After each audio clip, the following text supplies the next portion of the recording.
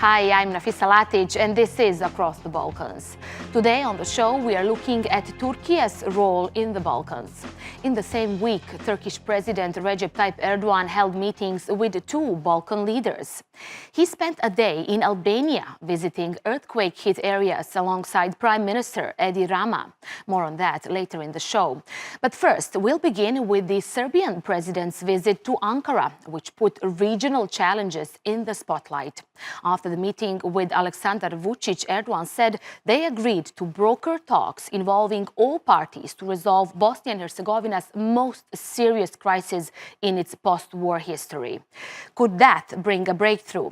I'll speak to the Serbian ambassador in Ankara in just a moment. But first, let's take a look at what else Presidents Vucic and Erdogan discussed and why both sides say their ties have never been better.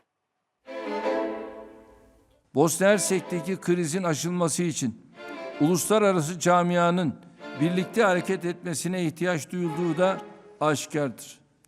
Tüm tarafların Bosna Hersek'in toprak bütünlüğünü zedeleyici adımlar atmaktan imtina etmeleri ve sorumluluk bilinciyle davranmaları şarttır.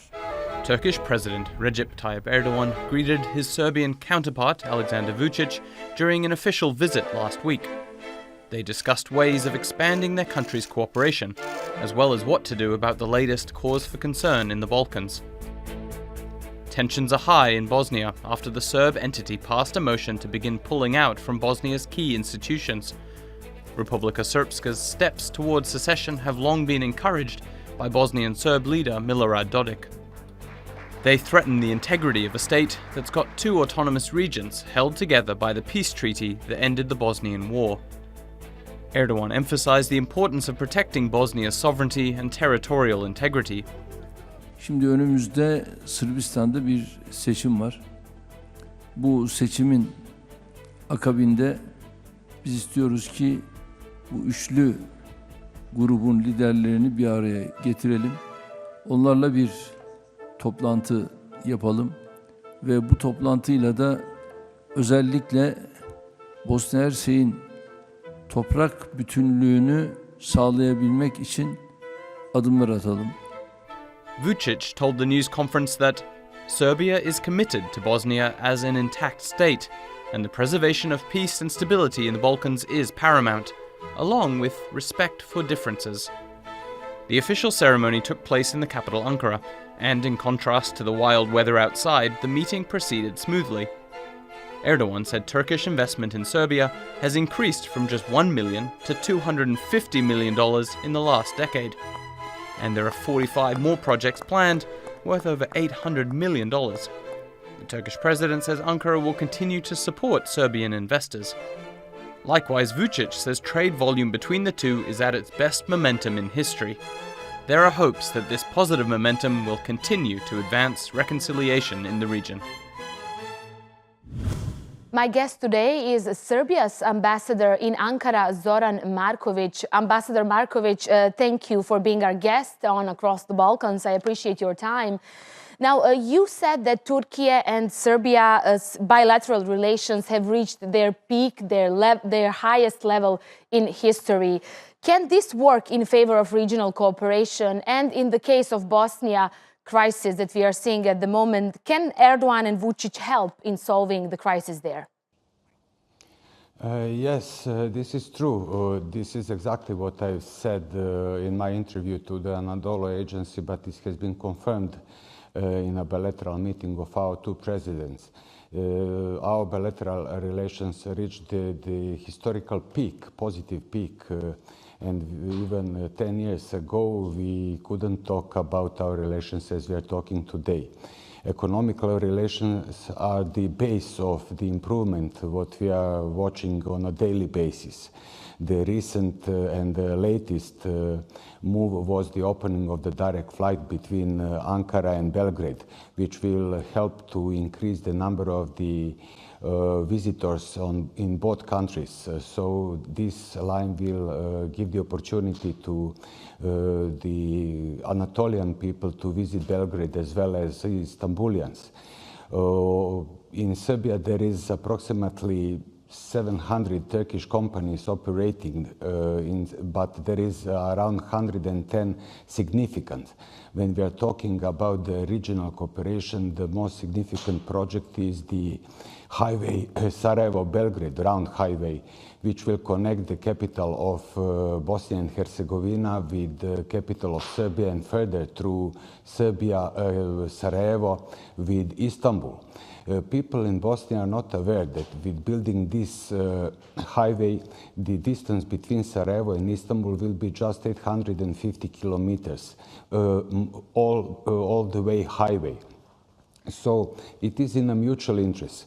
If we allow our people to connect further and deeper, we are giving the new opportunities for, in any sense, as well as touristic, the same in commerce and in any kind of the bilateral cooperation.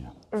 Right. Ambassador, I did want to ask you about this economic questions that the leaders discussed afterwards. But let's go back to crisis in Bosnia that was also on top of the agenda during the meeting between Erdogan and Vucic. Following the Erdogan-Vucic meeting, Milorad Dodik spoke to the Spanish newspaper El Mundo, and he repeated that the best scenario is a peaceful breakaway of the country. I mean, having in mind the close historical ties that Erdogan has with the Bosniaks and close ties Vucic has with Bosnian Serb leadership, how big of a challenge is Bosnia crisis for Ankara-Belgrade relations moving forward? Our relations, Ankara-Belgrade relations, and the recent meeting between our two presidents is the step forward to solve this acting crisis. And I'm not talking about something that our president is close to the Serbian part of Bosnia or President Erdogan is close to the Bosnian part of Bosnia. Our two presidents are both close to Bosnia and Herzegovina. And Bosnia and Herzegovina is both in hearts of people of Turkey and the people of Serbia. So when our two presidents met, one thing is in common, and this is something what is out of doubt, that both of our countries are supporting a Dayton Agreement, Bosnia and Herzegovina. We are both supporting Bosnia and Herzegovina as it has been formed according to the Dayton Agreement, which means two entities, free nations, and no majorization of each of those free nations consisting the Bosnia and Herzegovina. So, as you know, the trilateral meeting has been agreed during the recent meeting of our two presidents. The meeting should be held after the Serbian elections. Hopefully it will be in the first half of May. In the meantime, we will most probably see the quadrilateral meeting as well. So any of such a meeting is the step which will increase the stability in the region. And as I said at the very beginning, the economy is the key factor for the stability in the region. If people are satisfied, there is no talks about any secession, any majorization. Whenever you have a crisis, economical crisis, always the nationalisms are going much higher than it's usual in our region. Right. Your president, Aleksandar Vucic, just a couple of days ago called on Milorad Dodik to return to national institutions that he has been boycotting since mid-2021. Do you think Milorad Dodik will listen to Aleksandar Vucic's request? I don't see it as a request. It was kind advice from our side. We are not interfering in the internal affairs of any country, even not in the internal affairs of the neighboring countries. So it's up to them to solve any disputes they have between Serbs, Bosniaks and Croats. But the base is that everybody has to be satisfied, and the Dayton Agreement should be respected fully by all sides. Right. Okay, let's go back to Turkey-Serbia relations. Currently, trade volume reached $2 billion, and the goal is to reach $5 billion. Ambitious goal, and that's quite a turnover, and shows how Turkey means business when it comes to Serbia. But what does this mean for Serbia's influence and position in the Balkans? Serbian economy is growing. We are one of the fastest growing economy, not only in our region, but in a wider region of Europe. So this improving in our economy makes our country attractive to everybody else, for the new investors, for the people who are coming, investing, trading, whatever. So Turkish role in this sense is very positive, and we appreciate all the Turkish company dealing in our country, and I hope that they are very satisfied. We as the embassy are giving our best to help them in any sense. I'm very proud that I personally initialized some of presence of some of your companies, either in textile industry, and the recent one was the Kili men clothing company. I remember when I was a consul general in Istanbul, when I visited them, it was approximately 6 years ago, when I presented them the opportunity, and I think that this what they opened their shops in all shopping malls, in at least in Belgrade, but as I heard in other countries, in other cities in Belgrade, in Serbia, pardon. That will bring them to open the factory later and to give them the opportunity for the wider presence in the region and further in Europe. Okay, Ambassador Markovic, thank you so much for your time for us on Across the Balkans. We really appreciate here on TRT World your insight. Now to another Balkan country that has strong Turkish ties, Albania. The nation on the Adriatic coast was struck with a devastating earthquake in November 2019, which killed 51 people and injured thousands more. Turkey was the first to help, and President Erdogan said during his visit last week that this is the best evidence of strong solidarity. Erdogan also attended a handover ceremony for new Turkish-built homes for earthquake survivors. Semir Sejfovic has more from the capital, Tirana.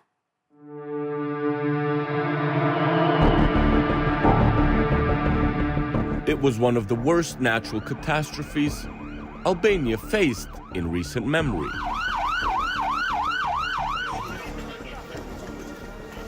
The magnitude 6.5 earthquake of 2019 caused the deaths of 51 people and forced more than 15,000 others to flee their homes and seek shelter elsewhere.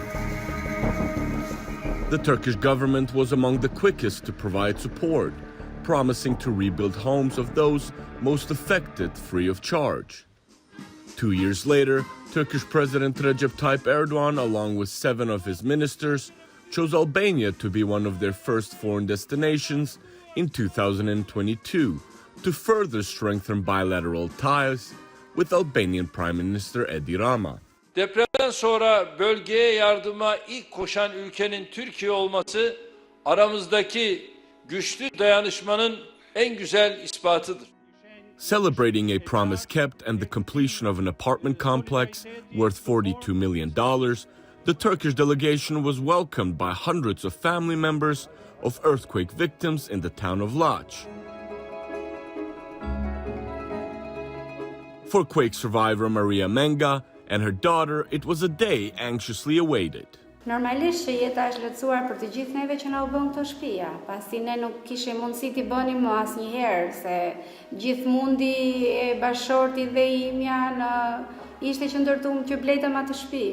Nuk kishim më të ardhur, asgjë nuk ishte mundur për neve, vetëm Zoti bëri mrekulli që erdhi ky bashkëpunim i qeverisë shqiptare me qeverinë turke dhe na u bën shtëpia.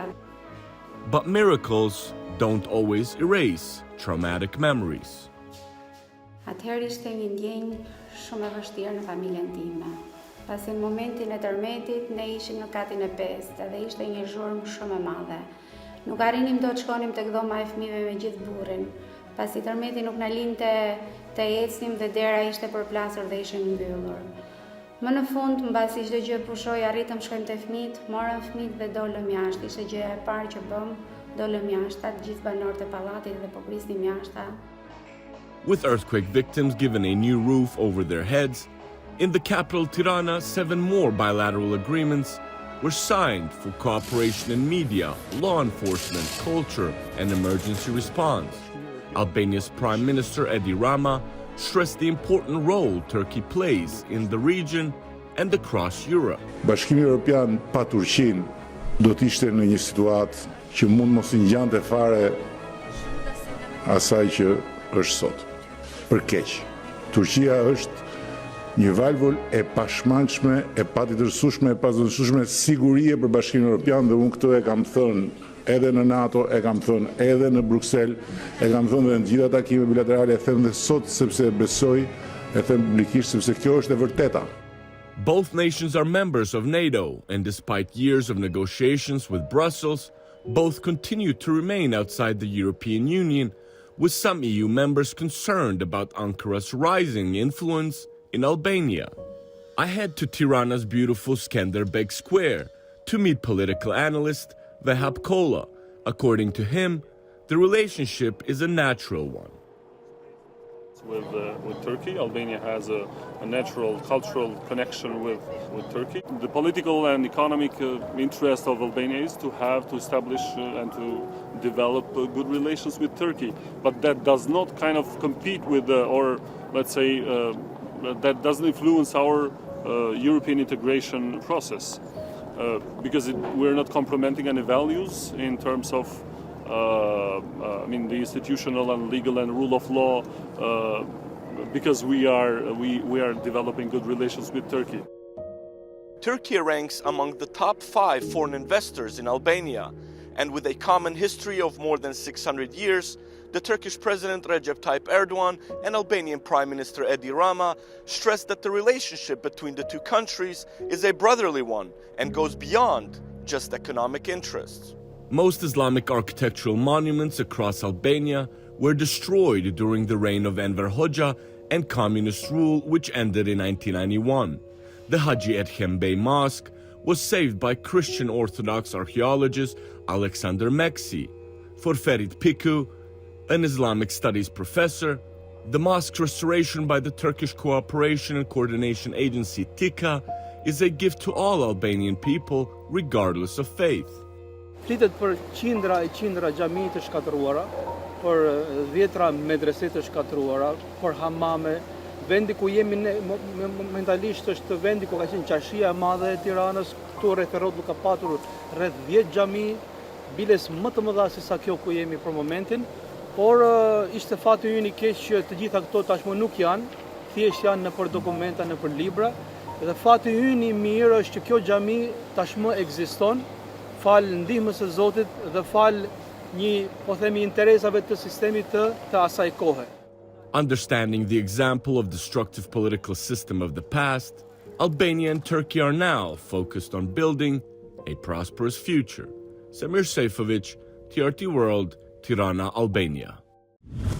Erdogan's visits to the Balkans and the visits of Balkan leaders to Istanbul and Ankara seem increasingly frequent. Let's discuss these relationships now with Aylin Unver Noi. She's an associate professor of international politics at Halic University. Aylin, thanks so much for being with us. Now, relations between Albania and Turkey intensified in recent years. You were also in Tirana during Erdogan's visit. Are the frequent visits a result of deepening ties between the Balkans and Turkey? Yes, as you said, it's absolutely. Recent years, Turkey and Albania relations intensified. Especially, it was upgraded to a strategic partnership level. And so it was also the first visit of President Erdogan's for 2022 to abroad, to Albania. So it was very important to show how the two countries' relationship is developing. So we can absolutely say that two countries' relationship gained a momentum in recent years, and this is important not just for Albania-Turkey relationship, but also it's important for the peace and security of the Balkans region. Right, because right. Right, Erdogan was speaking in the Albanian parliament. Let me jump in here. And he said that Turkey expects Albania to take immediate action also against the Fethullah terrorist organization. This is what he said. Let's listen in. It deeply wounds us that FETÖ has still an area of activity in Albania. It's our sincere expectation that more concrete, decisive, and rapid steps will be taken against the FETÖ organization in Albania in the coming period. This issue on top of the agenda for Erdogan during that speech, what do you make of his remarks in Albanian parliament? Actually, as you know, that FETÖ is described as the terror organization after the failed coup attempt in 2016. So not just in relations between Albania and Turkey, but in relations with the many countries the FETÖ organization members are still in. Causing sometimes problems, especially when Turkey asks for some countries to extradition of these terrorist organizations members to Turkey. So this was the case between Albania and Turkey, and it was one of the issue which poisoned the relationship, and also one of the obstacles in front of developing the relationship between Turkey and Albania. So maybe this speech expressed that the Turkey's expectations from the Albanian government about this issue. Can Ankara take over the role of mediator in the Balkans, especially now at the time of the biggest crisis we are seeing since the end of the war in Bosnia?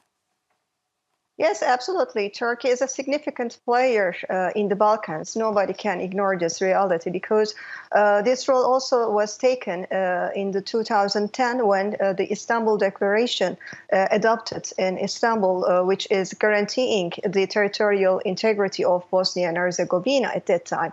It was the leaders of the three countries at that time, Serbia, Bosnia and Herzegovina, and Turkey, gathered in Turkey. And again, at the last meeting between the Serbian leader Vucic and Turkish President Erdogan in Turkey, also agreed to mediate to resolve the crisis in Bosnia. So this will be the case again. And also Turkey offer its mediator role overtly, and also can play a significant role in this respect as it played in the past. Right. Aylin, what kind of role does Ankara want to play in the Balkans? Is Ankara's role as a balancing influence in the region, and we've seen a negotiator in conflicts, posing a threat for the EU in its backyard? Yes, it was the case in the 1990s. You know, this ethnic nationalism in after the disintegration of the Yugoslavia. So recently, again, we have witnessing the rise of ethnic nationalism among the Bosnian Serbs, and so they are voicing about the Serbian word. So that's why this tripartite, gathering of the Bosnian, Serb, and Croatian of the Bosnia, to bring them together in a meeting, either in Belgrade or in Ankara, would be an important opportunity to prevent emergence of any war or conflict in the region, because this again started to be talk right after the recent developments in the region. So that's why Erdogan's and Vucic's agreement on brokering this and mediation efforts in the region is important in this respect. So we will witness what will happen in after the April election, which will be held in Serbia. This will be the case. Aylin Unver Noi, thanks so much for being a guest here on Across the Balkans. I appreciate your time and your insight. Thanks for having me. Let's look at some other stories making headlines in the region this week. The political crisis in Montenegro has reached boiling point. A vote of no confidence in the government is expected to take place as early as the 3rd of February. Last week, the smallest party in the ruling bloc proposed the motion.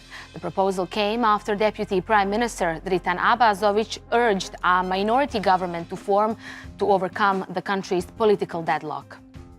Serbia has revoked lithium mining licenses granted to the British-Australian mining corporation Rio Tinto after mass protests against the project. The Serbian Prime Minister, who faces a general election in early April, said all decisions regarding Rio Tinto's plans had been annulled because of environmental concerns. It also comes amid worsening relations between Serbia and Australia following the deportation of Novak Djokovic. And the rising COVID-19 cases are sweeping the entire continent. Slovenia and Kosovo are introducing stricter restrictions, while Bosnia faces its biggest health crisis, with hospitals pushed to their maximum capacity and burial services overwhelmed, leading to week-long waiting lists. Thanks for watching this episode of Across the Balkans. See you next time. And from me and the team here in Istanbul, bye-bye for now.